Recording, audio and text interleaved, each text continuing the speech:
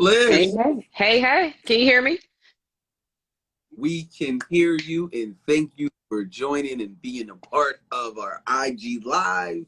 How are you? Happy holidays. No problem. Happy holidays. I'm doing all right, just trying to survive the last month of the last quarter of the year. That's where I'm at. So that's mortgage talk if people don't know. Trying to get every deal to settlement before the holiday. Everybody wants to be in the house Yes. before New Year's, and everybody's problem is urgent. Everybody's problem. Yeah. Oh, absolutely. Absolutely. Everything's an emergency, even though some files aren't closing until the new year. It's like, okay, just give us a minute. We're gonna get it done. All right. Well, for those who are new to join in, I'm Anthony Lee, A. Lee Real Estate. I appreciate you guys for tuning in. I got a lot of energy tonight. I just want to warn y'all. So Oh, we going wow. I'm up. I'm excited. And I'm excited to have our tonight so that Liz can tell her story and just shed some light on which I find interesting, going from the medical field to real Yeah. estate. Yeah, craziness, craziness. So, Um, so there's a just lot to share there. go ahead. Well, go ahead and just introduce yourself. Let the people know who you are. I got you. I got you. Again, my name is Elizabeth Paris. I'm a senior loan consultant with Loan Depot. I've been in the mortgage industry about 6 years, going on seven. Time flies when you're having fun. As Anthony alluded to, yes, I was actually in medical school in Philly. School shall remain nameless for legal purposes. But I did 2 years and unfortunately could not continue. The reality of it was I always keep it 100 on this one. I didn't really get into my story until recently, but I failed. I failed an exam. And unfortunately, I didn't get the redemption that people are used to getting, or a lot of students are used to. So, unfortunately, that took me down a very interesting journey, a challenging one, but we did overcome. And took me to mortgages. That's the summary. I do have a podcast. I'm a plug, shamelessly plug. I do have a podcast. You Tell us can about. absolutely. Tell us Oh, about. it's It's fresh. It no just dropped. shameless It's called plug. This about you. So tell us about it. Go ahead. Yeah, the podcast is called Medicine and Mortgages, of course. First episode is my origin story. I'm a superhero. I kid. I just kind of get into more of the details about life transitions. When you are kind of focused on one goal, you so tunnel vision, you can't see anything else, and then life kind of hits you with a left hook and a right hook and an uppercut from my boxing fans out there. That's really, I talk about that first, but the podcast is really evolving into not just about that life transition, career transition, but I plan on hitting on mental health aspects for financing, getting supports, making proper shifts in your discipline, your routines in order to accomplish financial goals. I'm basically going to be a financial therapist. I Mm. always joke about that. I wanted to be a psychiatrist, didn't quite work out, but that psych degree comes in very handy when talking to people about their finances and buying a home and building generational wealth and the things you kind of have to overcome internally first to even get there. So I'm saying a lot. Don't let me ramble, Anthony, because I will. I didn't. I didn't want to mess you up. Mess you. I will say the dopeness one about you, and I also say real estate Tracy. I feel like I resonate with you guys. You guys are like my and Rachel Hannibal Pep Talk. You guys are like my when it comes to the financial or like the real estate alignment, Hmm. not just the money part, but the alignment of that synergy. I like what you're talking about. So the first thing you said that's really sticking out about the mental health part, about Hmm. finances and success. So I'm a big Hmm. kid, and I'm gonna always tell people, therapy is one of the main pieces, one of my main pieces that helped me reach financial success and success in just my daily goals and tasks. Right. So Yeah. I couldn't become successful until I dealt with the internal me, the good and the bad, because there's Hmm. the good and the bad. So one of the things that's key is you can tell a lot about a person's finances and bank account based on on their mental psyche or their well-being. So if you got Yeah. a poor well-being or a lack of confidence, every time you get money, what do? You buy something that's supposed to fulfill you or make you confident. You And it need just makes you broke. you need things that make you feel good, but at the end of the day, you don't have the finances to support it. So it's like when you do become confident, you don't care about name brand stuff. You don't care about flexing on people who don't even have what you think they have. Exactly. They rent it. They rent it. They take it back. They borrowed it from somebody. Some people use the 5 finger discount. You know, everybody, Instagram definitely and social media definitely highlights this. People put on the best facades, but they can't really be transparent about whatever they're going through, which, again, is great to be in spaces with, as you mentioned, with Tracy, real estate Tracy, with yourself and others that I've met just networking throughout the city of Philadelphia. People have made it. Really humble beginnings and are still transitioning, but it's that transparency about the struggle. Like be real about it. It's not all cute reels and flipping properties. Like really, this is a real game changer, and you gotta get your foundation and your mental and emotional together to weather the storms. Because, whew, So child. to weather the storms, in addition to you build your tribe based off the energy you give. So my tribe has grown. The people around me have stuck with me through and through because Hmm. of the way we interact. But the way I am emotionally, it makes it better for them to be around me. So, again, when you come around me, I got this energy at 8 a.m., 8 o'clock, 8 p.m. So it's like, if that's what you want to tap in. So Yeah. you can take care of your mental health going into 2022. And I promise you, real estate, investing, financial, whatever you're trying to accomplish will be just that much easier. And the crazy thing is, don't be scared to ask for help. You can Oh. talk to people like Liz, Tracy, Rachel, myself. Hmm. Again, that's how you build your tribe, because the people I hang with now, that tribe is built on a certain level of success. I can't hang with them dudes unless I got a 700 credit score. Yep. But when I was hanging with the dudes with the 500 credit score and the overdraft bank statements, we wasn't going nowhere fast. We was having hella fun. But again, You was running in place. running. Running in place. And it's crazy that you say that, because I think something that I find funny, because everyone's like, how do you go from medicine to doing finance? And I'm like, actually, those industries are far more similar than people realize. Like everything's about, first of all, medicine is still corporate. It's still a corporate entity. And if you ask any doctor who practices, they're gonna tell you it's like corporate America. You got your hierarchies, you got your budgets, you got your pecking order, right? That's medicine. Finance is the same thing. But I'm gonna tell you right now, two things that will jack your blood pressure up: poor diet and poor financial budgeting. You will have yourself stressed to the max. So they're not that different than saying, all right, if I want to lose weight, I got to make a plan. I got to make some changes to my diet. I got to get my mental in order. If you want to buy a house and you're not ready, credit is low, what do you got to do? You got to make a budget. You got to make a plan. You got to get your mental in order. It's a lot of it is the same. So people can't, you listen, when I say medicine, it's medicine and mortgage for a reason. Okay. I'm telling you right now, your health, your finances will jack your health up just like your diet will jack your health up. Don't jack your health up. That's So, the so snippet. tell us about that journey, like you said. So I love that you were transparent. You said, hey, I failed the first goal I was attempting, which was medicine. And there's nothing wrong with failure. I feel like failure has its own lessons in it. So for Mhm. me, I failed when I was in college. I had 4 Fs. I was flunking out of sports medicine. It didn't line up with what I was really supposed Yeah. to be doing, I guess. But hey, we all got to make a decision at some point. So for you, though, talk about that mental part and how you were able to pivot to now the successful career you have in real estate. So like, how'd that work? Gotcha. Instead of like, why didn't you keep going back to take the test? Why didn't you just, oh, I'm going to keep going? Oh, What, how'd you work that? here, here's the thing. Here's the thing. We did keep trying and we kept hitting that same wall.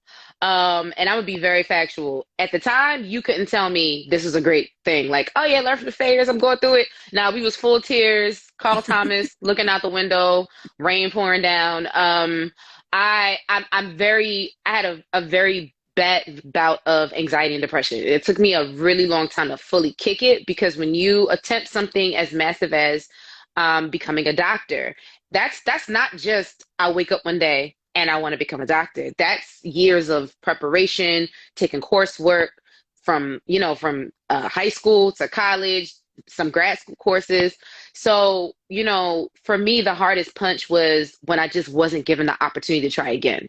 It literally was like, you failed, we're dismissing you, but you can get another master's, which that people say that's humbling. I'm like, no, that's a full gut punch. You just told me I got to get another master's. I just dropped a solid six figures on this one master's, and I aced those courses. And now you're telling me, oh, well, just take another master's with our school, and then we'll see how it goes. And I just that mental of like running in circles, being on a hamster wheel, it hit in the worst ways for me because it's just like you put on a brave face and you pull your body up to walk and you're an autopilot, but there's no motivation, there's no spark in the eye. That energy you talk about, that energy's not there. You're watching all your friends move forward and progress and become physicians, and you still sitting here. I'm in here in these grad school classes again. I'm here taking the same coursework again. So, truly, I'm a very spiritual person, but I'm gonna just say one, God, ancestors, thank you. I'm dead serious about that. Having people in my corner who could just listen, pep talk, therapy, to be quite honest, is how I got from there. And then this story still blows my mind to this day. I had to go on food stamps because I didn't have student loans anymore. I didn't have any income. I couldn't go back to my old job because, one, there was a shame aspect of it. Like, you were just in med school. How you back on the inpatient unit, right? Right. So I had to go do job training for food stamps in Camden. I was living in Camden, New Jersey at the time. And my job training counselor looked at, like, we're doing, resume building, and he looked at my stuff and he was like, why are you here? And I'm like, I really don't have an answer for you. And he was like, have you ever done sales? I mean, I sold a little lip gloss for Amway at one point. Everybody worked for Amway. That's about it. Right. And so it just so happened his wife was in the HR for a mortgage company that was doing programming to train inexperienced LOs. So if you never got into the industry, they trained you. He passed my resume along and I got hired. That was the first mortgage job I had, and they trained me, and it was more testing. More testing. So I just failed. Just to keep in mind, we failed. We failed some other tests. I failed some more tests, and I was like, oh, I gotta take more tests. You want to talk about PTSD? Yeah. Yeah. Yeah. Because I failed my first mortgage exam It's by we've like all 3 points. But, but at that point you were in it, and it was like, yo, I failed the medical stuff, I failed the real estate. I'm gonna keep we pushing. failing. I'm gonna I keep had no pushing. choice. What was the choice? The choice was I will say in my heart of hearts, I'm a fighter. Always have been. I'll be down, I'm a cry, I'll be depressed, I'll have my anxieties. But when it's even tears, screaming, ball patches because I'm stressed, lost weight because I'm stressed, I'm still out here scrapping. That's just been me, and it actually reflects in my work when it comes to clients that I'm, educating and assisting with buying a home. I'm a scrapper.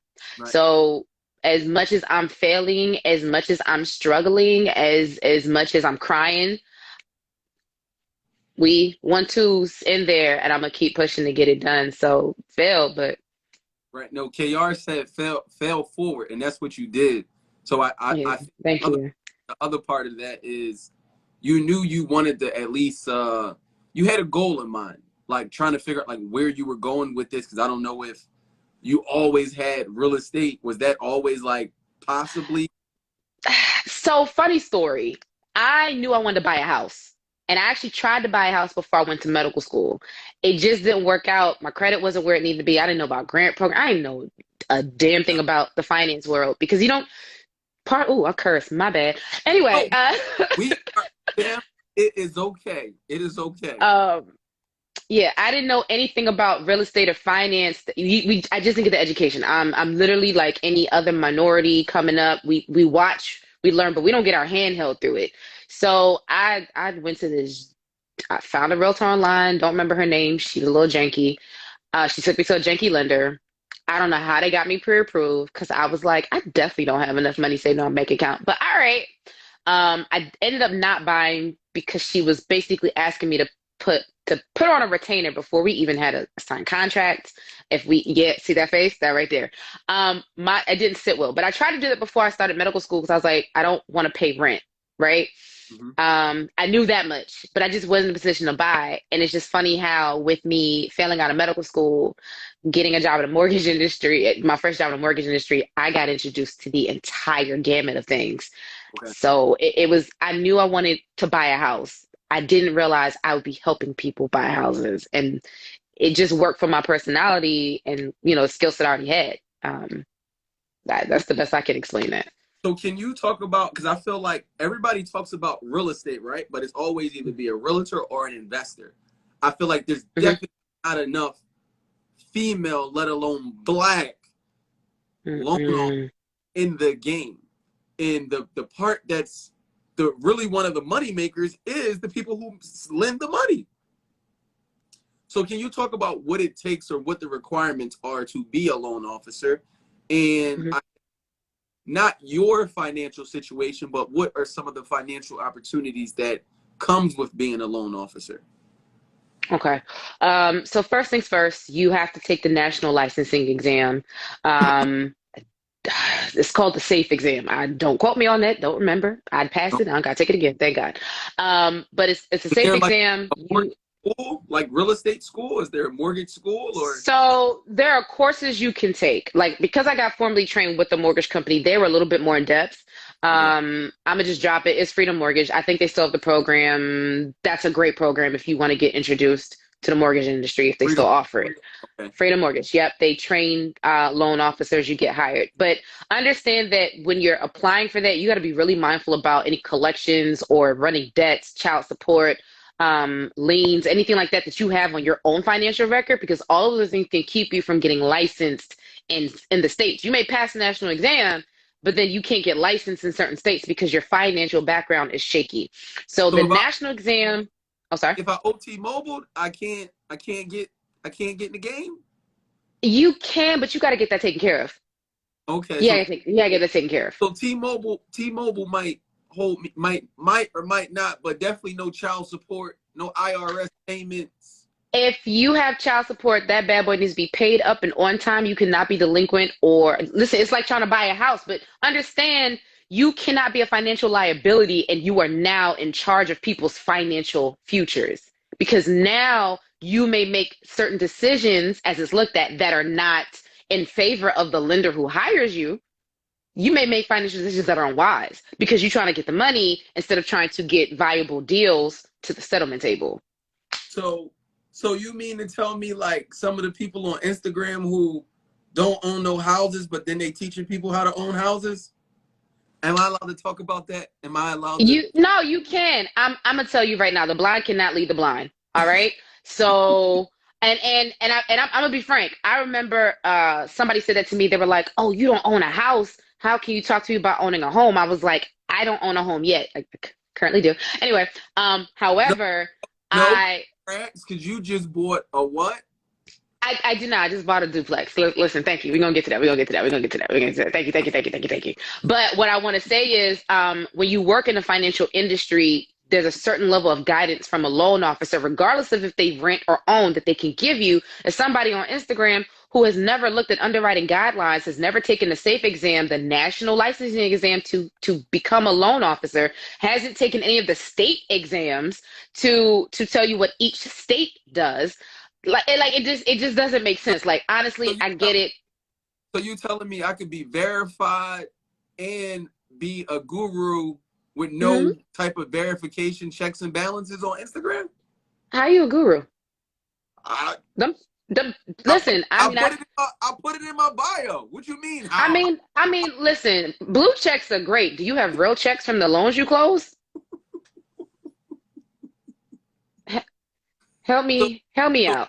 so, so please, as Justin would say and Malik would say, check the receipts, do your research on these people that you're working with or you're investing with, because not everybody, again, not everybody's situation is on the up and up. And some people are doing Mm-mm. things based on their financial reasons that they need to gain and not necessarily trying to help you with your financial growth. Listen, and listen, and understand that's also the biggest challenge in getting people pre-approved and talking them through the mortgage process because you looking at somebody else saying like, oh, well, they bought a house and they did this. No, no, no.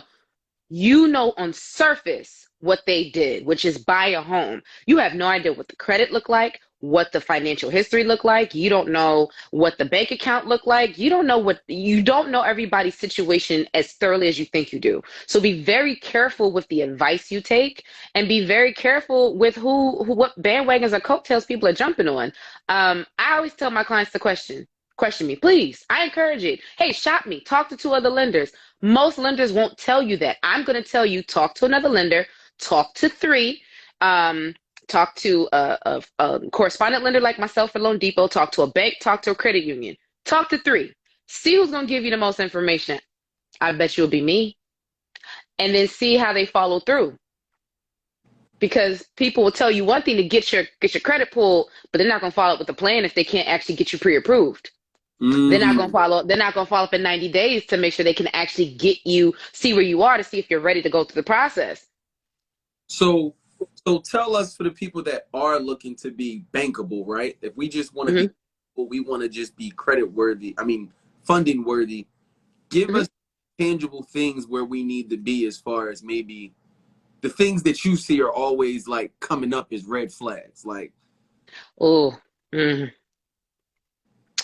All right. I'm gonna just tell you what's coming up over the last year or rip, two. rip Taxes. the Band-Aid off. Let Tax. us know. We want to. Tax. No, I'm telling you, people are doing janky things with their taxes.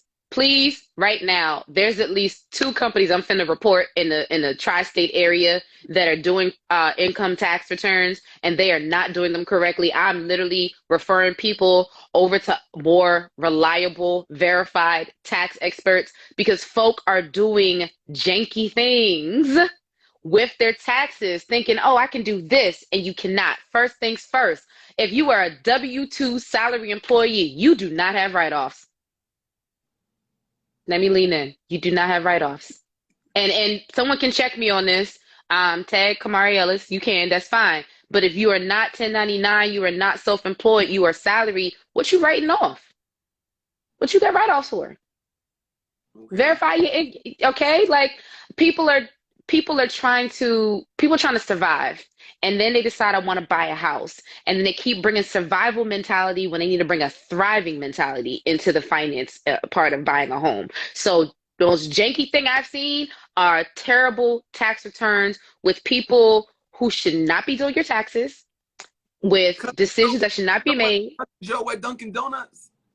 He used to work. Listen, He used to work at TurboTax. He used to work. I'm a uh-uh, uh-uh.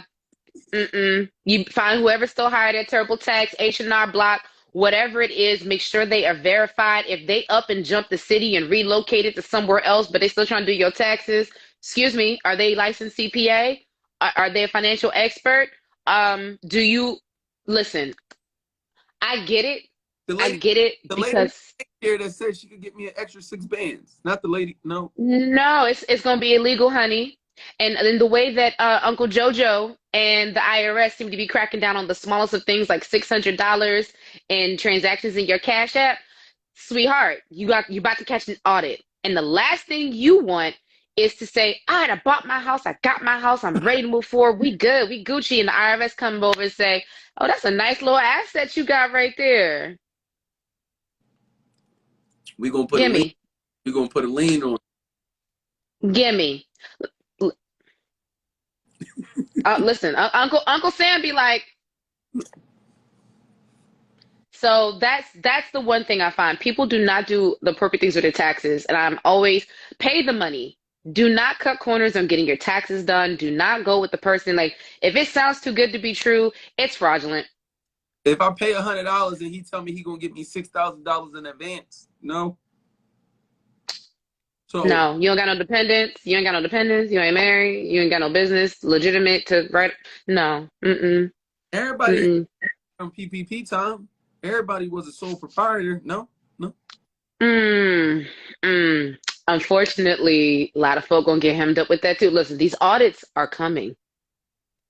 And I'm not, again, I'm not a tax expert. This is all advice. I'm not an expert. Please do your own research. Consult a tax expert. However, understand something. The IRS always gets its coin. Okay? All right. Think of it like a pimp. That's all I'm gonna say. So so tax returns, you're saying, all right, if I'm a W-2 person, yo, you already getting your money. Let's not do all the extra stuff and Correct. let's Correct. go on showing some money so that we can get some money from the bigger institutions. Correct. Uh, Correct. Now, and when you're self-employed, oh, I'm sorry. When you're self-employed, lost you. There we go. When you're self-employed, writing off too much because you think, all right, I wanna save as much money. I don't wanna pay taxes. If you want to buy a house, you need to pay attention to what your write-offs are. Do not under write off. Do not over write off. Pay attention to what your actual expenses versus income is. Listen, it's not rocket science, but if you got real estate dreams or you have other financial moves you want to make, you have got to get out of whatever that survival situation was that kept you floating from day to day. Get out of it, fix it, because now you're trying to elevate. So nah, survival thought processes will not have you thriving. Not in these streets. Not in these real estate generational wealth streets. I'll tell you that much. And there's a legal way to do your taxes. Again, plenty of people you can consult in Philly. Sorry. okay. And even can you touch on maybe for a lot of the people we talk to that are self-employed, what is the best way to be prepared to get funding or to be bankable if I am self-employed? Right. Have your most recent 2 years of tax returns. Um, Proper write-offs, all of that put together. Make sure that if you have income coming in, make sure it's put in your banking, your business banking, not in your personal banking if you want to keep those things separate, not commingled. Make sure your credit is solid. I mean, that there's so many benefits to having a high credit score, 680 and up, that allow you as a self-employed 1099. Sometimes we only have to look at just 1 year of tax returns. That may have been your most profitable year. And I don't gotta look at 2 years. I just gotta look at one. But give me a strong credit score and make sure you've been in business for at least 5 years or more. Okay. Okay. And then what's some of the other red flags I guess you're seeing in addition to the tax returns or the what if can I like freeze my credit and then come to you to get pre-approved from like one of the credit You hacks? sure can't. You sure cannot. You surely cannot. Don't do it. Unfreeze your credit because I need to look at it. I can't pull your credit if it's frozen.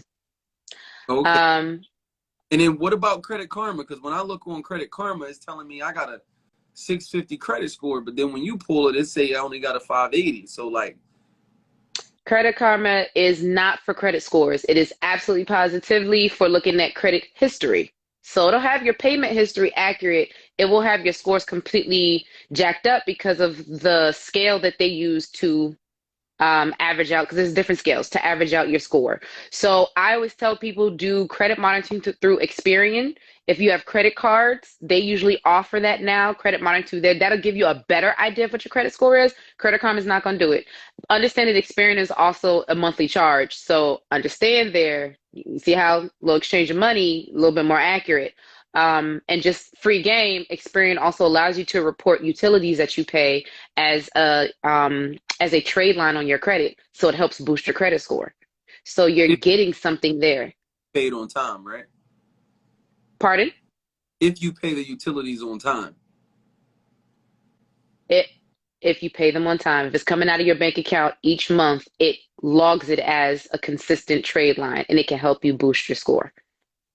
Okay. But a key thing is you want Mhm. to be on time. Please pay everything on time. Yes. I can tell you what are some other things that come up. Listen, too many authorized user accounts. What people don't understand is you got to build your own credit.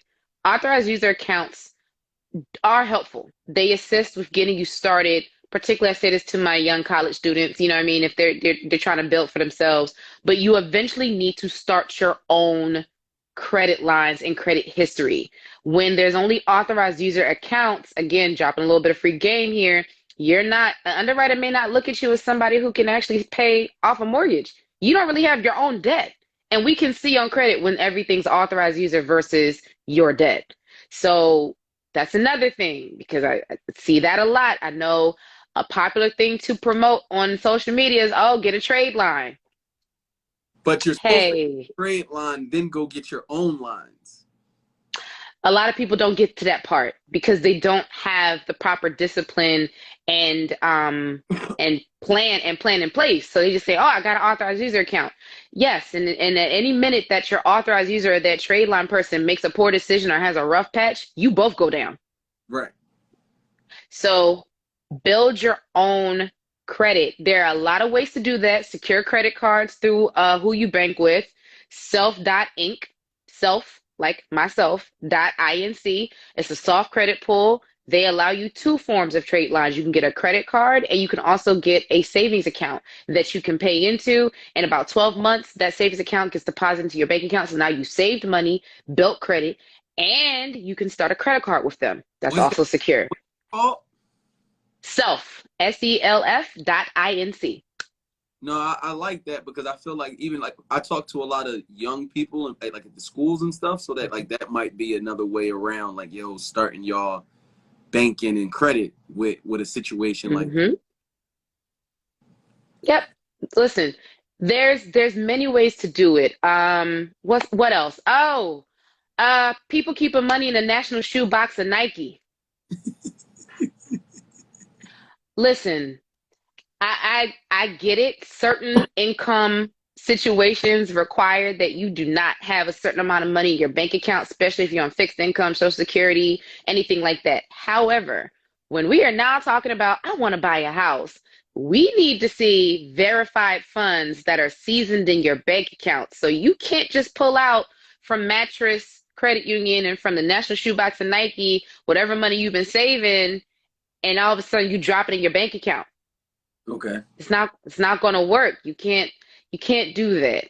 There are ways in which we need that money seasoned. It needs to be placed into a bank account, and you also have to be careful about dropping large sums in your bank account because that's also a red flag for banks. So start moving the cash out of the house into a bank account and let it sit, let it season. Don't touch it. If you can stash $6,000 to $10,000 in the house, I know you got the discipline to buy a house. Put it in the bank. Let Okay. it sit. And how many bank statements do you guys look for, I guess, like that you guys need? Like if I come to you like, hey, how many bank statements do you guys need in order to like audit where my money comes from? Typically 2 months. So that's two banking cycles, 2 months. So if I put the money in there, everything prior to the 2 months, from the shoebox, the mattress, wherever it is, I can then, give you my bank statements, just give them to Yes, you and we issues. correct. Absolutely. Other thing, one more thing I got you on this. This one, gift funds, because people like to like, oh, I'm gonna get gift money from a family member. Same rules apply. Don't drop cash from a gift. Someone's giving you a gift should not be cash. Their funds have to be verified as well. So I'm gonna say it right now. There's a little magical shell game that people do where they're like, "Oh, I got the cash, but I need the gift, so I'm gonna slide you the cash, and you can just put the money as a gift." We see it, okay? We Mm-hmm. see it. We see all of it. So make sure money's properly sourceable and it is seasoned, and we all good. Okay. So like if you could give people advice going into 2022, I gotta work on saying that now. 2022. I know it's tomorrow. If you could give people advice going into that, in order for them to reach their goal to, basically get pre-approved for a mortgage, like how Mhm. would you lay that out for them? So we heard you about the 2 months bank statements. Like how else should they come prepared? You know, especially coming off the pandemic and everything else. Gotcha. I'm gonna tell you right now, first things first, if you don't know what your credit looks like, link up with a HUD certified counseling agency. You can go to FHA.gov and have them do a soft pull. HUD counselors, they may charge you like $20, $30, but they can do a soft pull instead of a hard one, like a lender, so it doesn't affect your credit and it doesn't count as an inquiry. So talk to a HUD certified counselor if you do not know what your credit looks like.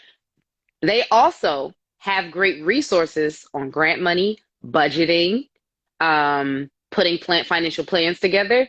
So you don't have to do this by yourself. There are resources in whatever city you live in. If you're not in Philly or Jersey or Delaware, FHA.gov or HUD.gov, you can Google HUD certified counselors and you can pull up all of the HUD certified counselors in the area and you can set up an appointment. Go to their homeownership counseling. I'm telling you, it's the first thing I would say to do. Literally, all you may pay is $30 for a credit pull, and it's a soft pull, and it'll give you the foundation to start, so Okay. you can see where's my credit versus my income that I have coming in versus what I may or may not have in savings. That's my first thing. Talk to a counselor. Um, Number two, I know it's Christmas. I know everybody's pandemic. Everybody, I want to make the kids happy, this, that, and the third. Listen, if your credit cards have creeped up in balances and you are over 30% of the limit, go ahead and start paying those down. Okay. Because your credit's just your credit's already taking a hit. By the end of this month, you're gonna be crying. Um, listen, I'm so serious. Start making a plan to pay down your credit cards, um, so your credit doesn't continue to take the hit. So when we get to February and tax time, you're in a better credit position, and now you have a refund, hopefully, that you legally got with the right um, tax person, Right. right? To now say this goes in my savings. Now I can start talking back with my counselor about where I am in the process. Here's my new credit, here's my savings, and here are my proper tax returns. So I think that was two. Um, yeah, if you got folk around you, this is on the personal tip. If you got folk around you who are not focused on the same goals that you're focused on in regards to real estate, buying a house, bettering your family, and they keep doing things that you know good and daggone well you should not be doing, and this just keep you in the same cycle, start cutting people off who are not in alignment with your goals. You're only going to hinder yourself.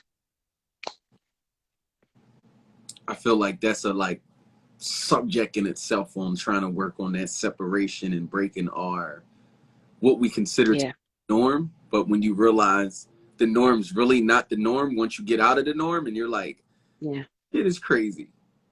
yeah. I can't That, believe I've been living like that, or such and such been living like that. And we didn't have to be living like that. There's a yo, whole listen, world. There's a whole another world on the other side. yo, those are facts. Those are facts. It goes for everybody. It's part of growth, and it's a little rough because you're so used to who you with and who you always rock with, and unfortunately, not everybody can go with you. And I always like, there's no love lost, but if I want better, I got to do something different. And I see what people are accomplishing. I see what they're doing. Listen, you got to make the tough decision. You listen, you can make the temporary feel good decision, or you can make the tough one that's going to be a long-term benefit to you, you know? And you'd be surprised. Sometimes when you're the person that does jump out there to break the norm, it does influence those same people sometimes. And then now you Yep. start in reaction of growth and other options for everybody. So don't be scared to be the one to try to be different or break what would people, would consider not to be the norm, you know? Absolutely. So we definitely appreciate that. So I know one of the questions I'm always hearing when people are like, yo, I want to get approved, I want to get a mortgage. How do we determine Mhm. how much house we can buy, based off of like our income? How does that process work? So for me as a lender, I'm always asking the question, what are you paying rent?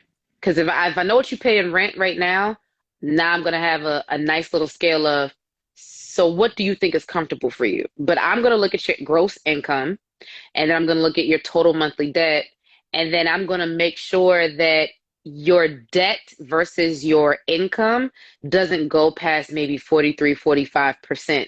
regularly. Most folk will say, oh, 30%, but I like to be realistic when we're talking working class folk. Maybe there's some student loan debt involved in that, but I'm looking at your gross monthly income if your salary or W-2 or hourly paid. I'm looking at gross monthly debt, and then I'm looking at I'm sorry, gross monthly income, and then I'm looking at your total monthly debt, and then I'm doing something called a debt to income ratio.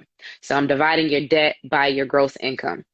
And that tells me what you can actually manage at a mortgage payment because I'm paying attention to, well, if you have this much debt and this is much gross income, we may not have a whole much of room. For that mortgage. Hmm. So, which is why I guess, do we tell people, hey, do you want to get the car first or get the house? You want to get the house first because I promise you, after 6 months of mortgage payments, on time mortgage payments, your credit score is going to jump. It's going to jump exponentially, and then you'll get a better deal on that car. You can walk up on the lot at the end of November and get like a brand new with all the all the fixings Bells and and whistles. everything. Right. Yeah, and it'll cost you nothing in comparison to being somebody with a 630 trying to get a car. You're going to come out of that process with a much lower credit score because car dealerships tap your credit at least 15 to 20 times looking for a lender who'll take you.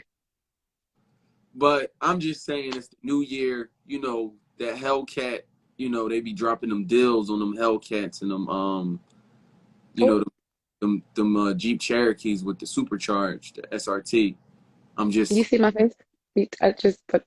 Liz, I'm just saying, I'm, I understand. That's cute. You can't live in that car. You can try, but you can't live in that car. That car is not an asset. That car is a liability, meaning it's off the lot.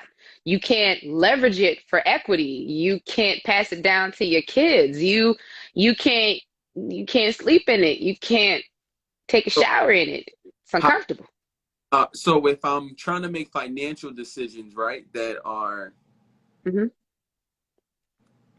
on the up and up, and if I follow your process, right, and I use a duplex, for example, I buy my first property as a duplex, live in Hmm. one, rent the other unit. Now Hmm. my overhead is cut in half or cut to a minimum because somebody else is paying my housing expense. Hmm. Then take that money and possibly go get the Hellcat or the SRT. No. Mm-mm. If you bought yourself a multifamily, you bought it because you want to start your real estate investment portfolio, and that's the starter house. That's not your forever house.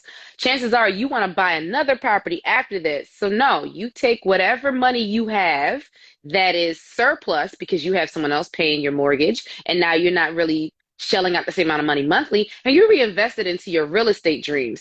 You want to get to the point at some point where you have enough real estate surplusing income that car that you buy maybe can be purchased just off of surplus, not off of what you need. That first property, people don't understand that you're not going to be fully profitable off that first property for quite some time. And honestly, you might not ever be. So you need to learn how to leverage that first property into getting the next one.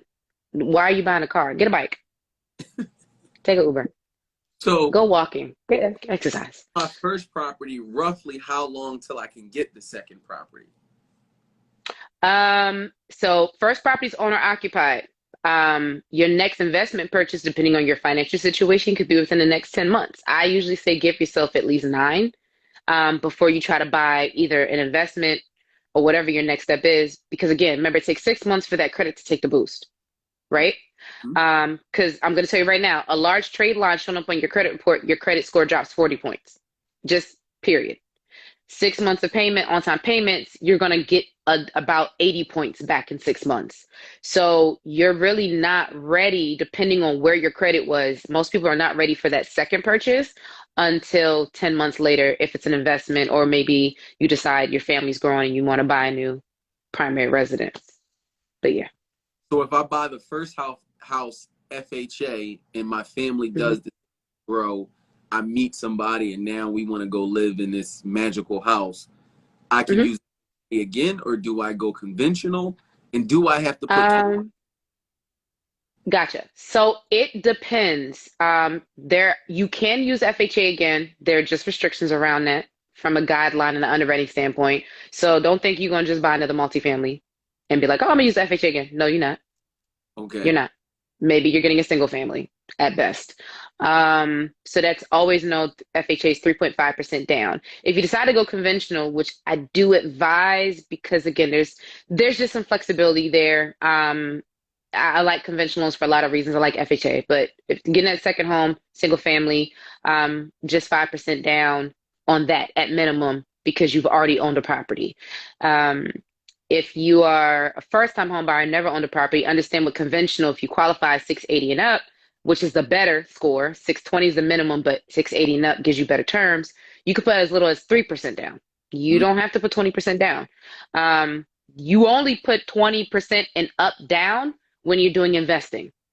And that's if you go through traditional lending. There are other options. I'm not full expert on all of them, whether it's hard money, XYZ, but understand investment properties are always going to be 20% and up. gotcha. So FHA 3.5% on our first one, Hmm. or we go conventional 5% down. Can I do more than one conventional 5% down? Not if it's not owner occupied. So let me put it this way. I buy a house, I live in it, I love it. I decide I'm relocating, I want to buy another home. There again, I'm leaving out some details because there's a lot of different underwriting rules to this, but understand that I can buy a conventional house, put 5% down. All right, I'm gonna leave it, maybe rent it out, but I'm buying a new house. I can go and do 5% down on that one too. There's as long as it's owner occupied. The minute it becomes a second home or an investment, you're now upping your down payment requirements. But conventional is a little bit more flexible in that sense. Okay. Yeah. But I basically, as long as I come with that 680 credit score, I can have the options work for me because Yep. I'm credit worthy at bare minimum. At bare minimum, exactly.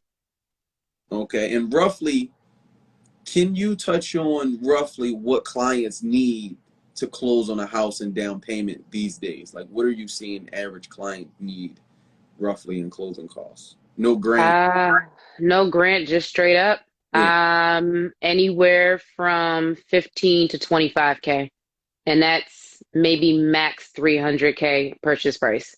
Got, Um, yeah, it can fluctuate based on taxes. So I'd say 15 to maybe 28, to be honest with you. gotcha. All right. So And 15 yeah. to 25K, that's reasonable. And then for Hmm. people asking, let's do sliding scale.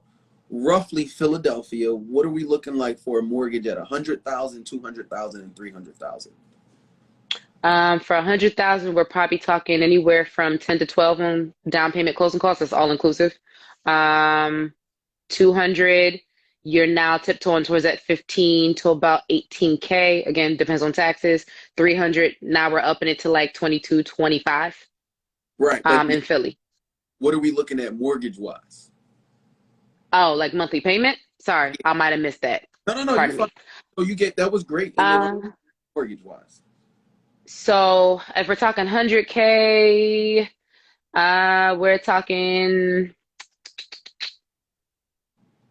about 900 to 1100, 200. That's the 1,000, 100,000. God bless the property that you find at 100,000K in Philly right now. That's turnkey. God bless. But that can be anywhere from, I'll even say anywhere from 8 to about 1,100. It really depends Tax on the property. credit. I got you. Yeah. If we're talking the 200K range, that can be anywhere from about 12 to maybe 16, because I'm thinking 200 to like 275, 280-ish. So that again, we're talking 1,200 up until about 16, 17. Um, and then the 300 kind of takes the bridge in between there as well. So we're still talking 1,600 and up, depending on down payment, things of that nature. Got you. Okay. I like that. And no, I think I scratched that, but we're good. We're good.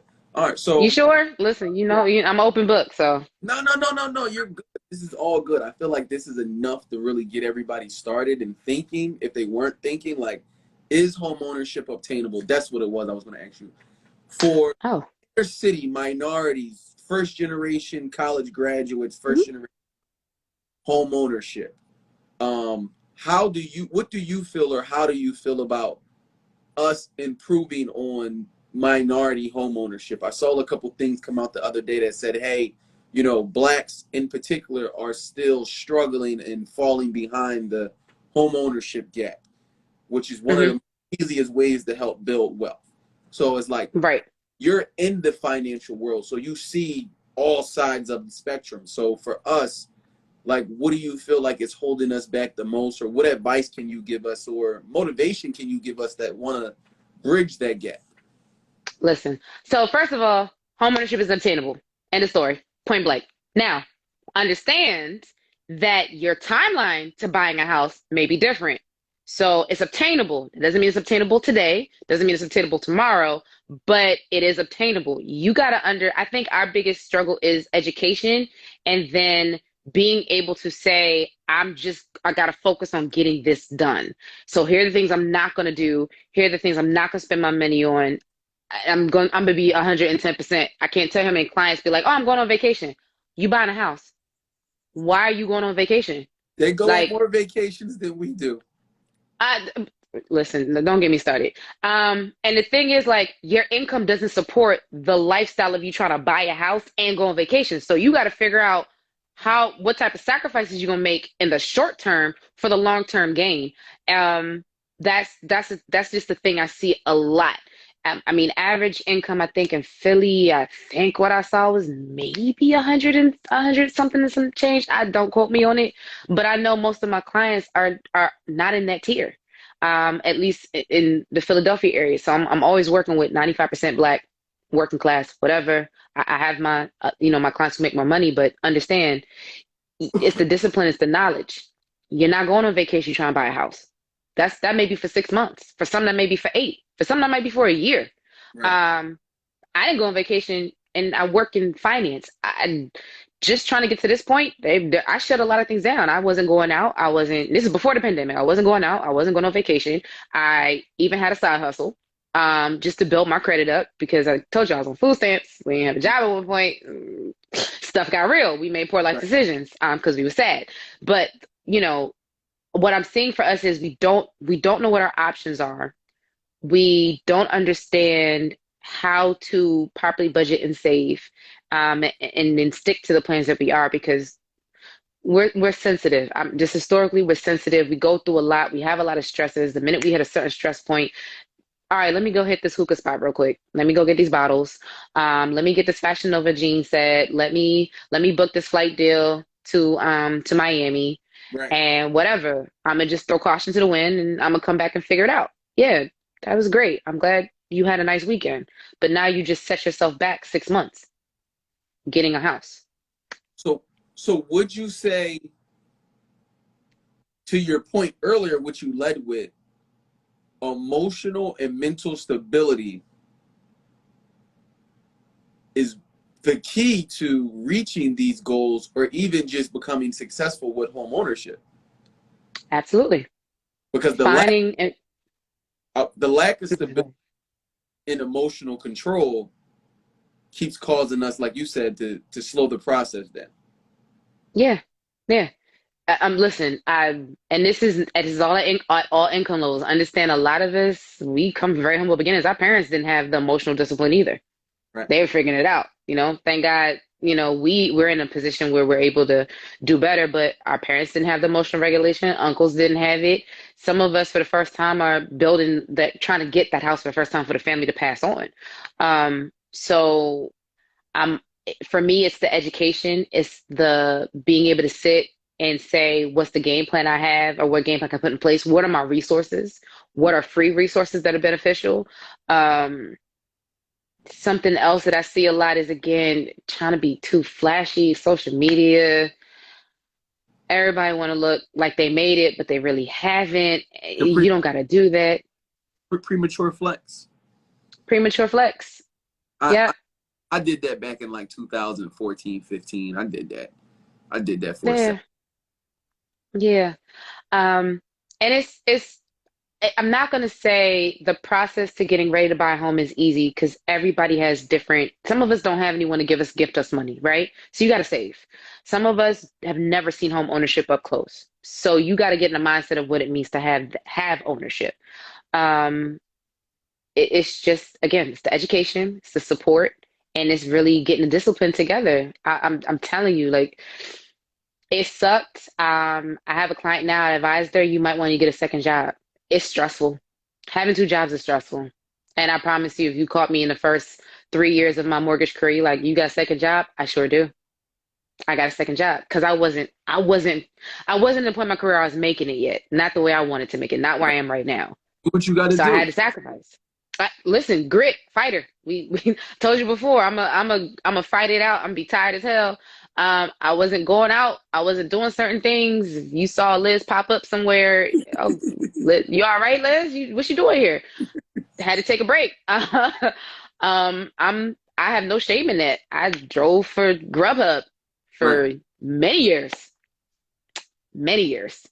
Nah, But we respect that. Like you said, it's better to take action and do something like that than to let the hole keep bleeding or let the bad being bad. You know you owe these bills and you just go like, I'm gonna just act like I don't see them and just throw them. listen, let me tell you.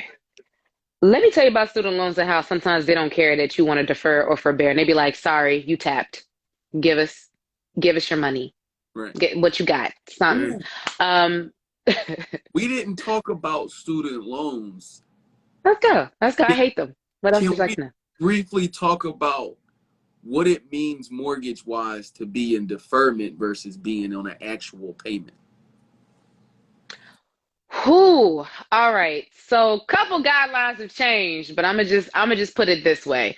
Deferment typically does not help you. It just does not, unless you can go conventional. Remember, I said about having that 680 and up. See how higher credit scores allow you to have certain things that you can't have. So access to conventional financing, they can accept a deferred payment as long as you have proof of that deferred payment is going to continue for a year or more. You don't they'll take it. If it's zero, they'll take it. Okay. If it's in forbearance, they're going to take either 0.5 or 1%. That's for conventional. If it's in forbearance, and understand everybody's been forbeared the entire year or 2 years. Right. So we've had to defer to what your income-based repayments were for conventional. FHA made a recent change which has been great for a lot of my clients, especially those with degrees, because Lord, that's it. You sitting here with six-figure debt, you don't really have a choice, right? FHA made a change and said that, all right, if it's in forbearance, we'll take 1%, or we'll actually do 0.5% if it's showing up as a zero on your credit report. If you're on an income-based repayment plan and your payment is higher than zero, they'll take the income-based repayment. Okay. That has never happened. That just started this year.